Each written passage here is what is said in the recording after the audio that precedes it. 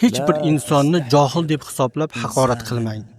Yoki unda solihlik alomatlarini ko'rinmagani uchun, yoki u omma odamlardan bo'lmagani uchun, bu qayerda oliy martabalar qayerda deb uni kichkina sanamang. Bani Isroil qavmida o'sha keksa ayolni unutmang. Isroil avlodlari Misrdan chiqishni xohlaganida yo'lni topa olmadilar. Shunda ularning ulamolari, ya'ni Musa alayhisalomga Yusuf alayhisalomning jasadini bizga bilan olib chiqmasak, yo'l ochilmaydi dedilar. Shunda Musa alayhisalom Yusuf alayhisalomning qabrini kim biladi dedilar. Ular Isroil qavmidan bir keksa ayol biladi deyshti.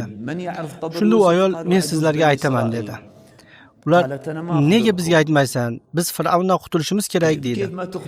Keksa ayol Musa alayhisalomga men senga aytaman, to sen meni so'ragan narsani bermaguningcha dedi. Musa alayhisalom nima tilaysan dedilar. Shunda ayol kishi men sening kabi martabada bo'lishni xohlayman jannatda dedilar. Musa alayhisalom bu so'zni og'ir ko'rdilar. Zohirda qaraganda u keksa ayol ya'ni payg'ambarlar martabasida bo'lishni tasavvur qilib bo'lmaydi.